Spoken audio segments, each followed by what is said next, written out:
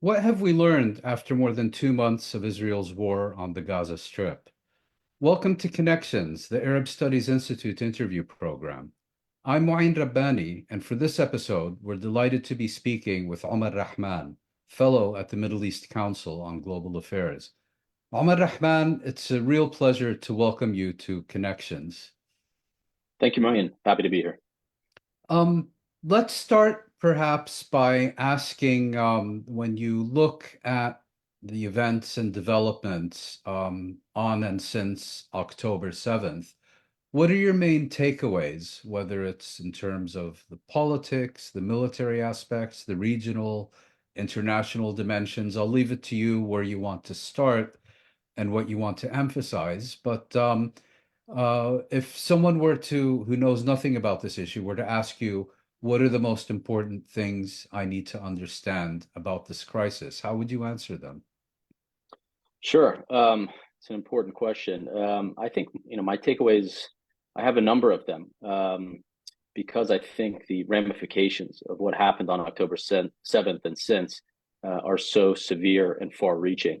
I think the first and obviously most important is just the gravity of the situation that's unfolding in Gaza, and it doesn't seem to have any end in sight.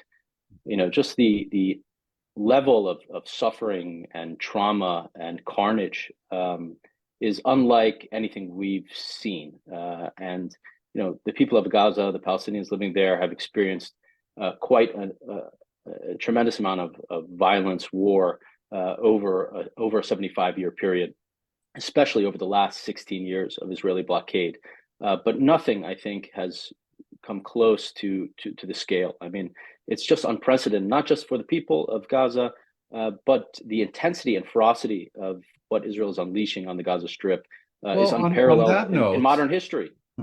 the preeminent Palestinian historian Walid al-Khalidi has argued that, in fact, Israel has killed more Palestinians during the past 2 months than it has cumulatively since 1947, pointing out that, for example, the Nakba was conducted primarily using light weapons and the occasional mortar, but there weren't systematic air raids or shelling by heavy artillery and so on. So yes, the intensity has certainly been one of the key characteristics of this, particularly if you take into account how small the Gaza Strip is as a territory. Yeah, again, I think it's not just for the Palestinians themselves, and Khalidi's remarks, I mean, I think demonstrate a lot, but it's unparalleled, I think, in terms of intensity in modern history globally, and that's significant. I mean, I was just listening to somebody talk about how Israel raised after October 7th. This was equivalent to I don't know how many 9/11s, but this is like 12 9/11s per day for the Palestinians. It's just over a 2 month period. So I mean, just the level of carnage is intense. And I think what it signals for me is that we're entering a new stage in the Israeli-Palestinian conflict, if you want to call it that, or the Israeli colonization of Palestine, if you want to call it that.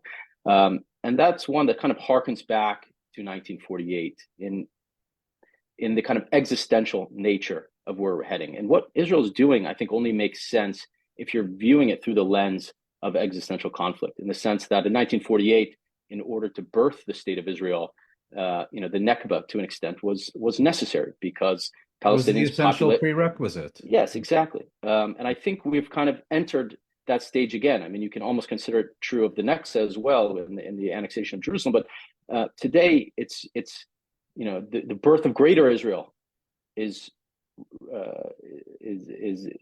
demands this type of forced displacement, a la the Nakba in 1948.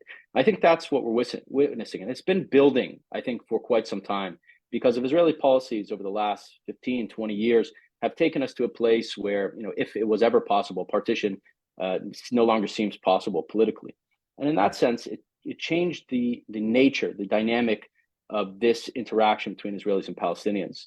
And if there is no way to separate, and at the same time, Israel is, especially its current leadership over the past 20 years, right-wing leadership, is ideologically opposed to any kind of resolution of this conflict that creates, a separate Palestinian polity, and is unwilling, obviously, to offer equal rights to Palestinians, then they're in this dilemma that I think, in one sense, can only be reconciled through either apartheid, but even that is dubious, or this type of Because forced apartheid displacement. assumes that the Palestinians are still there.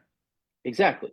And so, these are the dynamics in which you dominate another people, in which you control the land, as the settler colonial project is wont to do. So I think that's one element of this. Well, if I can just interrupt you, Ahmed, because if I take your statement to its conclusion, then this is not just about the Gaza Strip. Arguably, the West Bank is at least, if not more important in this respect, and we should therefore look at Gaza, as it has so often been for the Israelis, as kind of the guinea pig for its new policies. Is that how we should be looking at this? I think that's clear to some extent in what we've been witnessing, and obviously there are things happening in the West Bank that we don't want to take our eyes off of. And yes, as you said, I think the West Bank has always been the prize for Israel. Now, Israel has been trying to divest itself of the Gaza Strip for a very long time, the Gaza Strip and its people, which has posed a problem to it in numerous ways since 1948. It's tried to seal off Gaza. It's tried to, argue that it's no longer the occupying power there, although the international community has rejected that because Israel maintains effective control over the Gaza Strip. But in this kind of demographic calculation that Israel makes, it's always trying to push the 2.2 million Palestinians out of that equation. And I think that's part of what we're seeing. But I wouldn't say that Gaza is not a major part of the issue here. In one sense, this logic extends to Gaza for numerous reasons. One being that Israel, obviously, after October 7th, doesn't want to go back to the status quo ante, in which they have effective control over Gaza. Somebody else is governing the territory, and that's always going to lead to some type of resistance against Israel because, again, Israel's unwilling to countenance the political demands of Palestinians. It wants to deny those things indefinitely to the Palestinians, and therefore it's going to face resistance, whether that is happening in Jerusalem or happening in the West Bank or wherever. So I think this is the type of situation that we're in. Again, I think the logic of what Israel is doing also stems from the fact that it's based on the total dehumanization of Palestinians, and this is something, again, that's not recent. In order to subjugate Palestinians for 75 years or 56 years of occupation, it's had to dehumanize them. It's the only way that your people, your young people, your 18-year-olds, your 20s can impose themselves on Palestinians indefinitely without having a complete moral crisis within. And so I think that's, the Israeli population has effectively been conditioned to allow the type of genocide that's happening to take place without any kind of serious protest from within. And so that's another, I think, aspect of what we're seeing here. I want to take a step back because if you assume that Israel in the Gaza Strip today is, for lack of a better term, trying to complete the job of 1948, if you look at this from Israel's perspective, you have Egypt refusing to serve as the surrogate homeland, so to speak, for Palestinians in the Gaza Strip. Very few have been leaving, but let's assume that Israel does succeed in pushing them out. Then you get a situation like you had in the 1950s, radicalization in the region, the potential replacement of existing Arab regimes by ones that are less malleable and perhaps more committed to retrieving Palestinian rights. And, the Palestinian struggle was from 1948 until at least 1982, waged primarily from the surrounding Arab countries rather than from within the occupied territories. So, Mhm. where how do you see their objectives? Are they simply want these people out and aren't thinking beyond that? Do they have a larger strategy in mind? I think there's two things to point out here, and one has to do with the point I was just making about the kind of total dehumanization. I think part of what Israel's demonstrating here, and you're absolutely right. So Egypt is saying, sorry, we're not opening our borders, we're not participating in this. Well, I think in a sense, Israel's playing a game of chicken, both with the Egyptians and with the international community. It's saying, look, we don't put 1 ounce of value on Palestinian human life, even children. You can see what we're doing here. Uh, do you feel the same way? So you may say, well, we're not opening our borders and all that, but if Palestinians are dying from hunger in the middle of winter, in the tens or even hundreds of thousands, in the coming month, 2 months, that Israel says it's going to continue to carry out this campaign, who's going to blink first? The Egyptians, the Arab states, the international community. So I think that's one aspect of it. The other aspect is, again, yes, are we returning to a point, the 1950s, 1960s, in which, this kind of this mode of resistance or dynamic between the Israelis and the Palestinians exists largely in exile. And I think the way Netanyahu views the conflict with the Palestinians is in a perpetual state. And would he prefer that mode that existed prior to this mode, in which you have a semi-powerful resistance bloc in the Gaza Strip with a certain amount of autonomy, the ability to arm itself and carry out an attack, a la October 7th, or firing rockets into Israel and that kind of stuff? Would he prefer the other form? I think so, because again, from Netanyahu's perspective, unless the Palestinians are willing to completely capitulate and live as a non-national group amidst Jewish supremacy, a system of Jewish supremacy, then Viewers of wood and drawers of water. Exactly. It's funny. I mean, you listen to the rabbis who are in charge of educating the soldiers and stuff like that are coming out of these yeshivas that are connected to the military, and they talk in those terms, in those biblical terms of turning the Palestinians into slaves and genocide being okay, and the killing of babies and all this kind of stuff is kosher, as long as it's carried out within this X, Y, and Z. So we're seeing a lot of that come to fruition. I mean, when I started working on a book back in 2018, 2019, it was on a different issue, but I was deep diving into the Israeli far right ideology, and it scared the hell out of me. And you could kind of see what we're seeing now coming. I didn't think it would come this way with the Gaza Strip. I thought it would be more contained to a Palestinian coalescence between 1948 and 1967. Palestinians across the Green Line coming together and waging a struggle for equal rights, and that being the kind of pressure, that being the catalyst on the Jewish state, in which a type of sweeping violence came about, and not what we saw on October 7th. But I think the end goal is the same, and that goes back to your point about what is the ultimate aim here, what's happening in the West Bank. And I think the Israelis, especially the far right, extreme far right members of this current government, are trying to provoke that kind of pretext in order to carry out something else in the West Bank. Whether they're going to succeed or not, I don't know. Whether they, But but what they apocalypse is a think, what are strategic their objective. intentions? Yes, what are their intentions? I think that is key.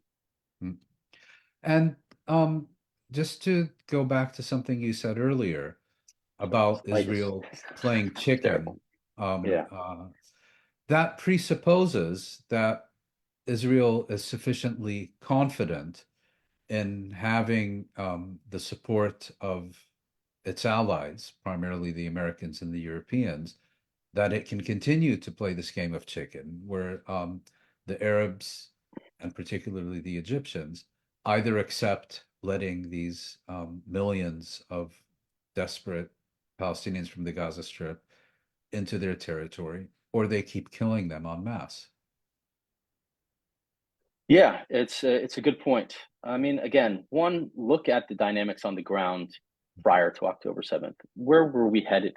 We're headed in a situation in which, again, you were starting to see May 2021, the coalescence of Palestinians, the unity of Palestinians, because in one sense, again, Israel denied the establishment of a Palestinian state, so it kept the Palestinians under occupation within a state of limbo, political limbo.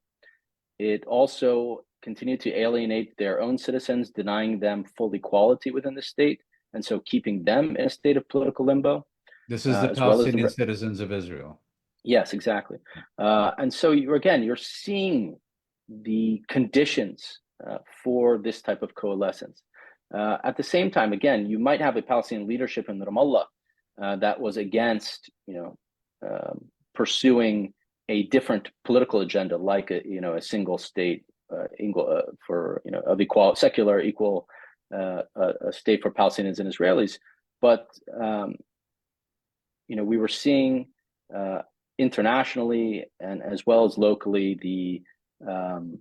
the recognition of what Israel had established, essentially being apartheid. So again, a lot of these conditions were there for a different type of conflict, to a different stage of the conflict to emerge. And what What would would that this have been? again? We don't know for sure. Again, this also has to do with the state of Palestinian politics, which we can get into. But if that type of conflict had emerged, which Israel was fearing for quite a long time, for numerous reasons. I mean, you had people from the left and the right within Israeli politics warning that the policies being pursued by the state of Israel, the inability to conclude some kind of agreement with the Palestinians, was leading Israel down a road that would lead to the destruction of the separate Jewish state of Israel, the exclusively Jewish state of Israel, if you can call it that. And so I think there was that type of warning, that type of fear. I mean, there are other things among 1948 Palestinians or Palestinian citizens of Israel. If you look at the future vision documents that emerged after the Second Intifada, those describe an identity, an affiliation not with Israel as Israeli citizens. I mean, yes, that too, but really an identification with Palestinians and as part of the larger Palestinian nation. So these trend lines were really creating, I think, a state of fear within Israel. And you're starting to see the rise within that context of the far right into the mainstream because they had a different solution. Anyway, sorry, you sound like you want to ask a question. Well, I was going to say, has that trajectory been aborted or amplified by the attacks conducted by Hamas on the 7th of October? Gosh, it's a very good question. One of the criticisms I have of this moment, or even just analysis of what's happening now in the context of the state of Palestinian politics, the state of dysfunction and fragmentation, is that Hamas was clearly capable of instigating something like a I don't think they knew what was actually going to unfold. I really don't believe that they knew what was ultimately going to happen.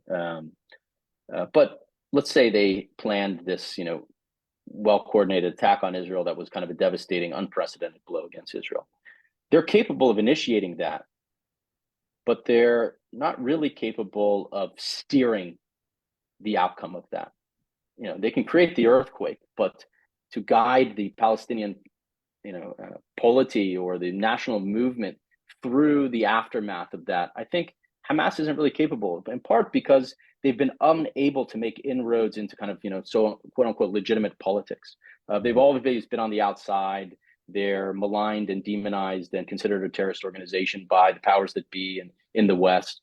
And they've tried actually since 2006, first through contesting elections to become part of the the legitimate politics of Palestine. And even then, of course, they were denied, and they've amended their charter, and they've done numerous things over this period of time to kind of And the cold shoulder every time. yes, exactly. At the same time, on the flip side, I mean, look at the state of the PLO and the PA led by Mahmoud Abbas. It's so dysfunctional, so inept, that it also is incapable in a moment like this and in past moments of steering and navigating the political developments both within Israel Palestine itself and internationally, and guiding the kind of Palestinian national movement in a coherent direction. And we see that in this moment. I mean, one thing I said recently was like juxtapose what happened after October 7th with the Russian invasion of Ukraine and the response of Zelensky, for example. Whatever you think about the war in Ukraine and its catalyst, or who's right and who's wrong, I mean, Zelensky went on the international stage, went to every single capital trying to rally support. Yes, of course, he had the backing of the United States and eventually the backing of Western Europe, and that's different than Mahmoud Abbas would have. But at least, making the effort. I mean, Mahmoud Abbas has been completely silent through this and has not played any type of role whatsoever. So this is the kind of state of Palestinian politics today, and there's nobody at the helm, unfortunately. And what others have noted with respect to this discussion is that it demonstrates that Palestinian politics is not a zero-sum game. In other words, you can be fiercely opposed to Hamas, but that doesn't mean that you support the Palestinian Authority as an alternative. And therefore, all these day after scenarios that are coming out of the Washington echo chamber, they presuppose the eradication of Hamas. But even if that were to be achieved, that does not by any means necessarily prepare the ground for resumption of Palestinian Authority rule in the Gaza Strip. Yeah, I mean, this effort is completely divorced from reality for multiple reasons. One, the capacity and the legitimacy of the PA is completely lacking. It has completely eroded over time. And just to interrupt you, but you could even make the argument that the more successful the campaign against Hamas, the more the credibility and legitimacy of the PA gets eroded. Absolutely. Through every one of these episodes, the PA is constantly suffering from a further erosion of its legitimacy. And we've seen that in this period. So again, their capacity, their legitimacy to go into the Gaza Strip and take control, especially after the utter devastation Israel. There's no institutions, there's no civilian infrastructure, there's nothing. I mean, so their ability to go do that, one. Second of all, the Israelis are openly opposing the Palestinian, the return of the PA for numerous reasons. None more so than Netanyahu is openly stating he has no intention of, or he has no intention of to allow the creation of a Palestinian state.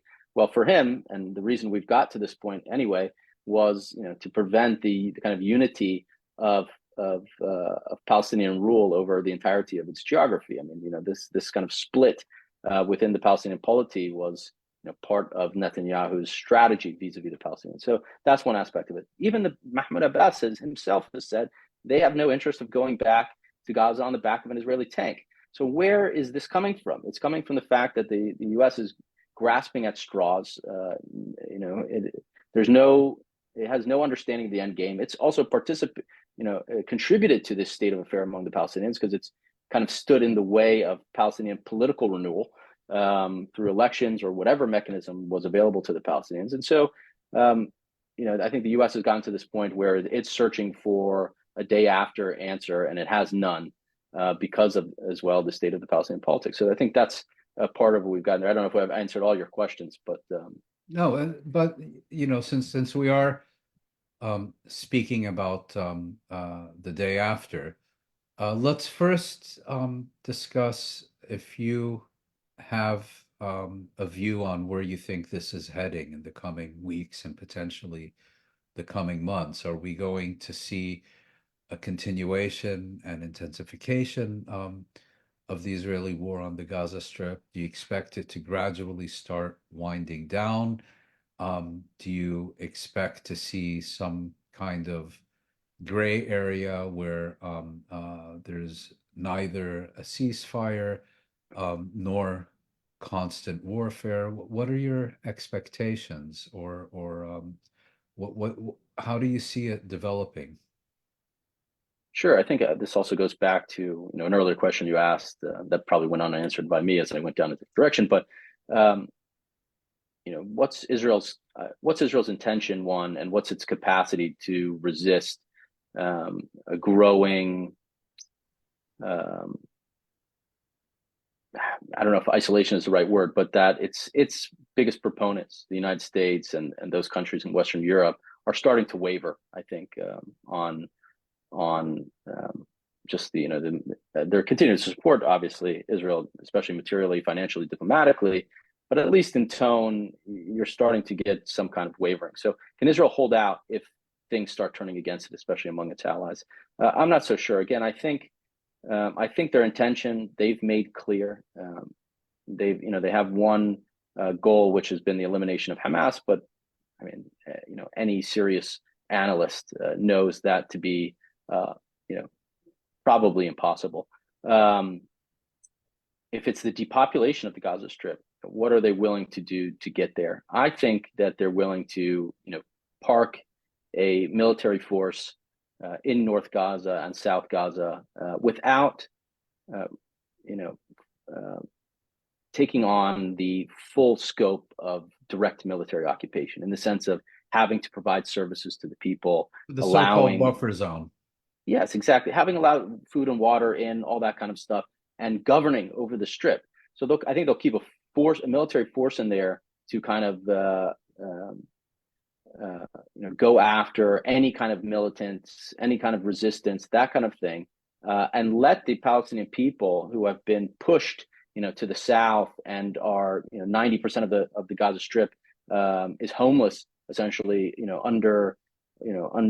wintertime without food, water, running water, and all this kind of stuff, and see who goes through voluntary immigration outside of the territory, especially if Egypt starts to, under pressure, allow people out of the strip. So I think that's kind of where we're headed in the near term. Even if they're not conducting a massive aerial bombardment of the Gaza Strip, I think they're willing to just allow the conditions that are inhospitable to life to continue until it puts enough pressure for people to just voluntarily Well, let me leave out of the throw an territory. alternative scenario at you. That's certainly one. Another one is that under those conditions, you would get what is effectively a war of attrition in the Gaza Strip, and the possibility that as long as you have a war of attrition between Israel and the Palestinians in the Gaza Strip, you would then also have continued hostilities in the north and potentially in the Red Sea around Bab el-Mandeb. And Mhm. if you accept that the main reason that uh, growing voices in the West are now having second thoughts about this war, it's primarily because of their fear of regional escalation rather than necessarily what's happening in the Gaza Strip. So, do you foresee a scenario under which that which you've just described um, can become a reality in isolation of these other regional factors? Yeah, it's a very good question. I think, first of all, that the risk or the threat of regional escalation is going to continue to grow with every passing day. And we're seeing the U.S. trying to mobilize. It's been doing that obviously since day one, but to mobilize in the Red Sea now to kind of Operation squash. Prosperity Guardian. Yeah, yes, that kind of threat. And you're seeing the fissures in that as well, because no Arab country in the region, actually, with the exception of Bahrain, has joined that coalition quite yet. Even though what's And the happening, maritime superpower of the Seychelles. yeah, exactly. But no, it's important because no one, the what's happening in those shipping lanes, affects those states economically as well. Uh, Egypt, for example, if there aren't ships passing through the Suez Canal, that's a major economic blow to Egypt and to obviously the Gulf states as well. So I think that's important there. But as that pressure mounts and the international community is forced to respond, I think they're going to be putting pressure on Israel. Now, how that corresponds with Israel's plans, I don't know. Again, how do you get out of this situation if you're Israel? What is an acceptable solution? I'm interested in hearing your response to that too. But again, they don't want to go back to the status quo ante. They don't want to allow the Palestinian Authority to come and rule. An international trusteeship to govern the Gaza Strip also poses problems in the sense that it's eventually going to lead to the type of pressure mounting on them for a political resolution of this conflict, because the international community doesn't want to go govern the Gaza Strip indefinitely and repress Palestinian resistance to Israel's ongoing occupation elsewhere in Jerusalem and the West Bank. So all of these situations lead to a kind of an untenable situation. But this particular government, whether a different government can come to power and is amenable to some kind of resolution, I'm not quite sure, although that's a different topic we can explore. But this particular government, I think, has no interest whatsoever in bowing to that kind of pressure. And actually, one of the fascinating things we're seeing right now is almost a moment of truth in which the international community, led by the United States, which has been ostensibly pushing for a two-state solution for however many years, 30? is come. Yes, exactly. Sure. Although that's questionable, but is coming up against a Netanyahu-led government that's saying there will not be a Palestinian state, and saying so openly, and that is even revising history in a correct way, mind you, but revising history in which Mark Regev, its spokesman, is out there saying, well, we were never offering a Palestinians a state. Even Rabin was never offering Palestinians a full independent state. And it's leaving journalists kind of scratching their heads. What are you talking about? You've always told us that you guys were pursuing We've always told everyone you love peace. Exactly. And so this is, it's producing this, these two things that are coming at each other like this. And which one is going to bow first? Are the Israelis going to have to back away of this pursuit of a greater Israel and no Palestinian state? Or is international community, and led by the United States, going to say, well, we were wrong, you were right, and you can indefinitely dominate the Palestinians without ever redressing their rights and how maintain this apartheid state? So we're actually getting to that point where that is going to have to resolve itself very publicly for the first time. Well, I said 30 years. I should have said 20 because the U.S. didn't take a formal position in support of Palestinian statehood until the George W. Bush administration. Exactly. And, one can have an argument about whether or not a two-state settlement is still feasible or not. I would argue that as a practical matter, it is.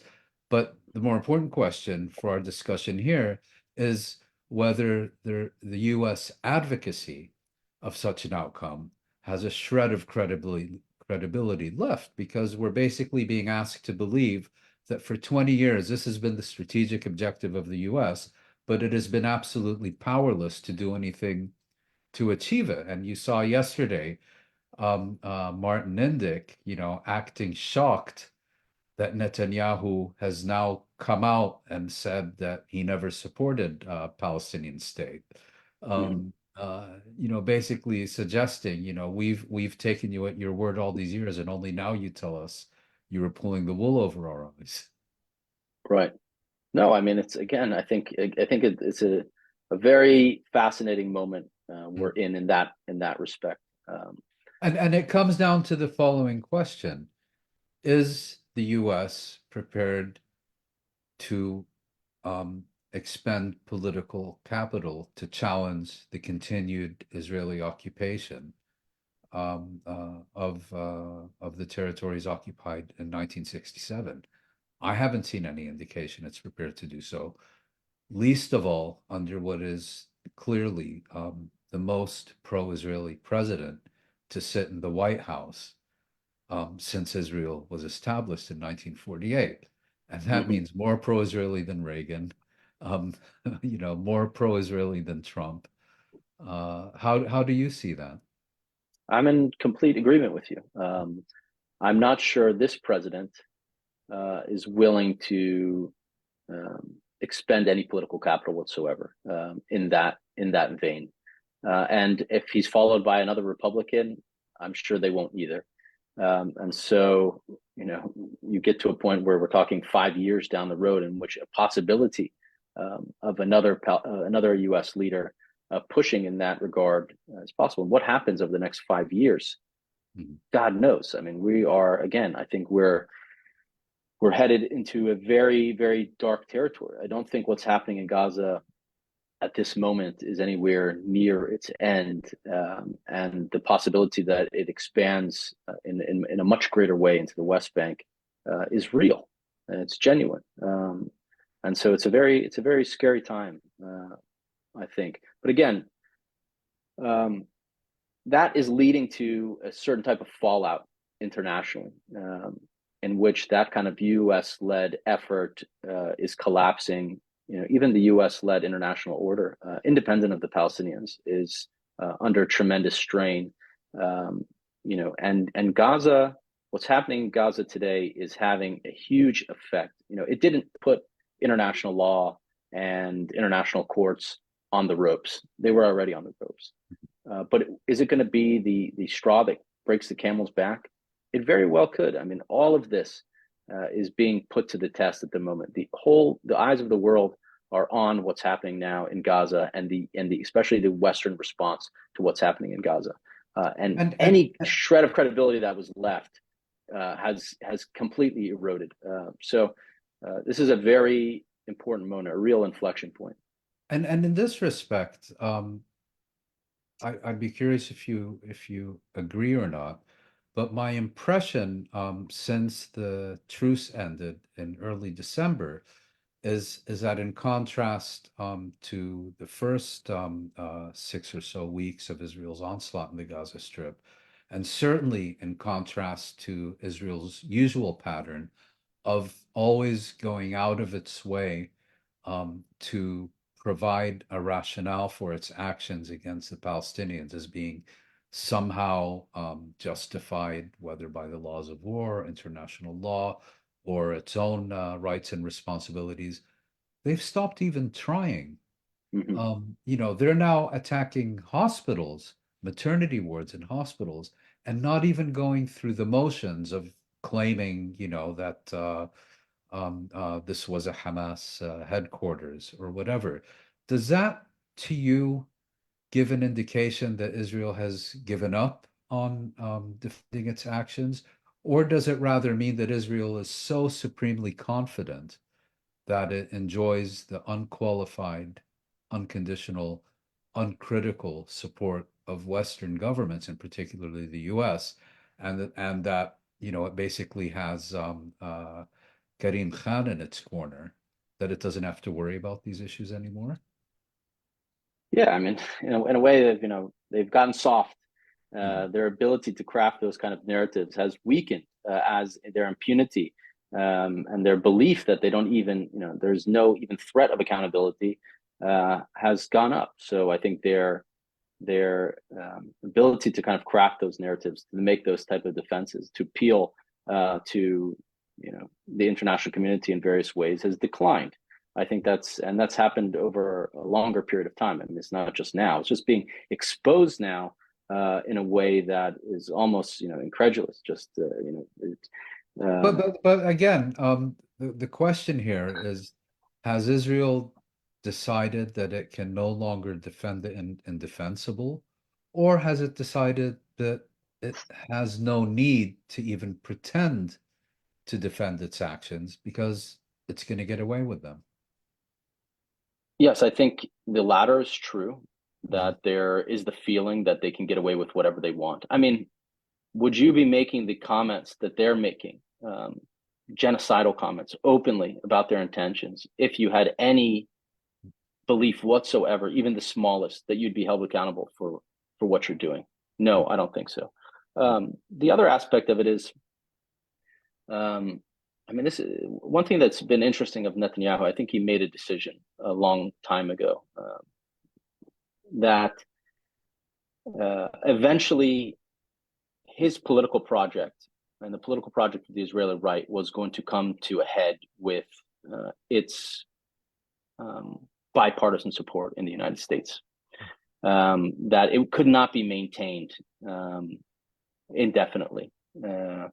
And those fissures were already starting to happen. And this is well before the Squad and the progressive movement and all that kind of stuff. I think he was making that. And he, made, I think, a bet that the real supporters or the unbreakable support for Israel would be in the kind of evangelical camp within the United States, with the far right ethno-nationalists globally, and that the world was kind of moving into this direction of polarization into these various camps. That the liberal world order was collapsing, or at least weakening, and that the Israelis would be able to kind of navigate that by forging different relationships with avowed anti-Semites, both in the United States and globally. And so, needing to maintain that language, that kind of liberal language, the liberal justification for itself, all those kind of things, I think has been jettisoned by Netanyahu, who's, I think, more ideological than he's given credit for, actually. He understands the world and has been able to navigate this system for a very long time. Those within his camp, the younger, the kind of new right within Israel, not even saying the Ben Gavirs and the Smotrich and all them, are too far gone. They are so ideological, so narrow-minded. They cannot speak in any other language than the one they know. But the other people, the ambassador to the UK, and all these guys that came up, and Miri Regev and all these guys, they are much less adept at speaking different tongues to different audiences. And so that's all kind of collapsed. Netanyahu is a different story. So I think he's a good bellwether for the need to speak to different audiences, or whether Israel is doing it. And they're not doing it now, because I think we've reached that kind of breaking point in which you can kind of dispel with any kind of notion or pretense that you're pursuing peace with the Palestinians. This is kind of an all or nothing type of conflict, and that's the direction Israel's moving in, if that makes sense. Yes, it does. And on that note, I'd like to ask you, Omar Rahman, if you have any final thoughts on this issue before we conclude our fascinating discussion. Why don't you ask me another pointed question? I think that I always do better. Well, if I were to ask you another pointed question, I would refer to your last statement and observe that while many mainstream Israelis and supporters of Israel and Israeli establishment types have been criticizing and condemning Netanyahu for playing with fire by attacking the bipartisan U.S. support for Israel, which has been its greatest strategic asset. If I understood you correctly, A, he's doing this very deliberately and knows exactly what he's doing, and B, that what he's doing might actually make sense given where Israel has been heading as a state, and that bipartisan support for Israel over the longer term is in fact no longer a tenable proposition. Yeah, again, I think these two things are happening in parallel. One, Israel's been moving down a certain trajectory, and those in power over the past 20 years, but really going back to 1977. I mean, the Labour Party has been in power for very brief periods of time during those 40 some odd years. Israel's moving down a certain direction, and that this is the kind of the path towards greater Israel, towards apartheid, towards these things, and fulfilling those goals of the Israeli right are incompatible with the worldview and the values and so on and so forth of the kind of liberal left. So even if you had to maintain bipartisan support for a long period of time, and you did that by speaking, again, the languages of both sides, but eventually this political project is going to be exposed for what it is, and there is going to be no balancing between those two sides. And I think we've reached that point. And I think Netanyahu understood that earlier enough on, and made the kind of political calculations necessary to navigate Israel into kind of a new period in which it could no longer hide that political project. That Extremist policies require extremist allies. yes, I Yeah. mean you can just look. I mean, this is a good final thought. Look at the trajectory of what's been happening over the last several years. Look at the slew of legislation passed in the Israeli Knesset to attack, to kind of promote, let's say, Jewish supremacism, to codify, uh, discrimination, to attack, the liberal kind of values, quote unquote values of the state, to attack the judiciary, to do all those kind of things. I mean, what really is the purpose of that? Is it, to make Israel a more religious state or any of that kind of stuff? I think it's impossible to divorce it from what's been happening vis-a-vis the Palestinians, and that, if you eliminate again the possibilities for partition, if you're pursuing this path of a greater Israel, but you have the majority of the population between the river and the sea is Palestinian now, at least since 2018, according to the Israeli military, then you're going to have to kind of restructure the state to protect itself from its former constitution as a kind of liberal democratic state.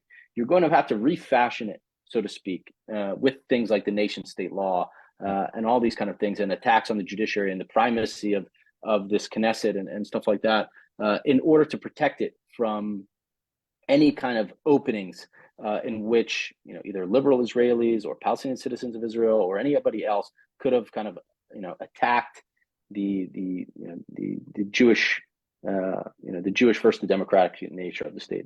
And I think so.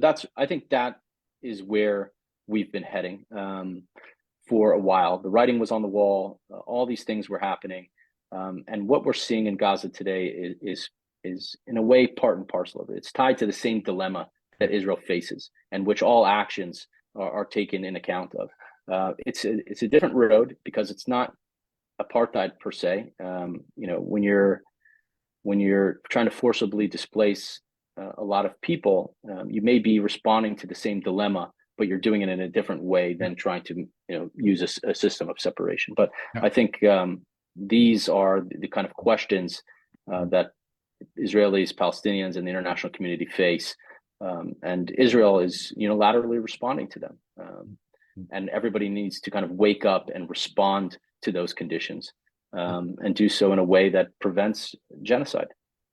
Well, and one of the criticisms that have been made about applying the apartheid model to Israel was that if you look at it in historic perspective, a key distinction is that in South Africa, the state sought to exploit the indigenous population, whereas in Palestine, the priority of the Zionist movement was not to exploit the Palestinians, but to expel them.